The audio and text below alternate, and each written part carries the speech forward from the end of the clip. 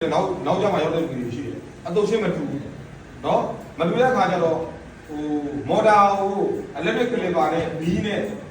เนาะလေးရှင်းမဲ့တက်တော့ကတက်ခွဲလိုက်เนาะဟိုအကုန်လုံးဘီးကကြီးမော်တာလေးရှင်းမဲ့ဆိုရင်အကုန်လုံးလေးရှင်းမဲ့ဆိုရင်ပေါ့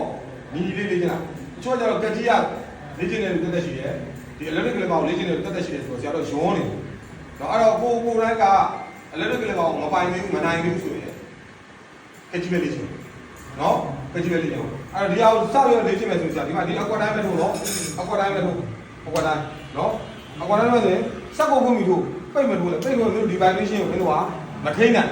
နော်အဲ့တော့ဒီစက်ကိုဖွင့်ပြီးတော့ထို့စက်ကိုဖွင့်လို့ရှိရင်ဘာသိမလဲဆိုတော့ဒီစက်ရဲ့ vibration ကိုထိန်းနိုင်ပါမယ်နော်မရတော့ဆိုမရဟုတ်နော်ဒီက45ဒီဂရီပဲဆောင်းမှာနော်ဖတ်တယ်ပြန်ပြမယ်နော်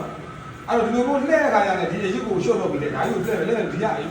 ရုပ်ကောင်းတောင်းတယ်ချောင်းသွားတယ်တော့တစ်ဖက်ပဲလေးချင်း1 2 3 4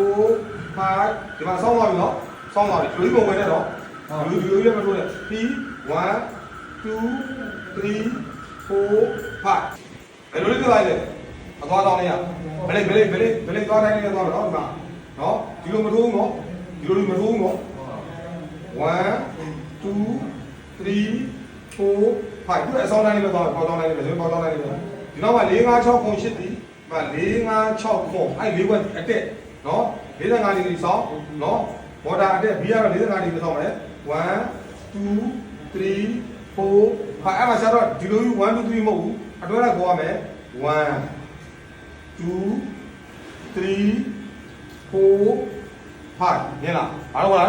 အတွဲလိုက်ခေါ်သားဆိုဆရာတို့ဗာလေဒီဘီးကဘီးကိုကဒီမှာဂိတ်ပြားတက်ပြီးမထိုးချင်လို့ဘီးနဲ့ထိုးတာဘီးနဲ့ရှင်လေးချင်တာဒါအခြေခံပိုင်အောင်လို့ဘီးနဲ့လေးချင်တာဒါလို့ဆရာတို့ဖိနေလို့ဒီမှာဂိတ်ပြားတက်ပြီးတော့အပေါ်လေးဘာလို့မလဲထိုးတယ်ဟုတ်တယ်အဲ့တော့ဆရာတို့ဂိတ်ပြားတက်ပြီးထိုးတာ easy way နေထိုးတာဖြစ်နေပြီးတော့လွယ်တယ်ဘီးကဘီးထိုးတာဂိတ်ပြားတက်ထိုးတာလည်းပို့ပြီးတော့ခက်တယ်အဲ့တော့ဆရာတို့ဘီးကဘယ်နေရာမှာပါကတဲ့ကန်ဘယ်နေရာမှာသုံးလဲဆိုရင်ဆရာတို့ဗလန်နဲ့ဖြည့်တဲ့နေရာလေးဂျိုင်းကွက်တွေစပင်းအလင်းမောင်းတွေခွဲတဲ့နေရာကျတော့ဒီဘီးကဝင်ရမှာဖြစ်နေဆရာတို့ဂေတာတွေသုံးပြီးလို့မရဘူးเนาะအဲ့တော့ဘီးကိုပါမန်နဲ့လေးချက်ခိုင်းတယ်ဆရာ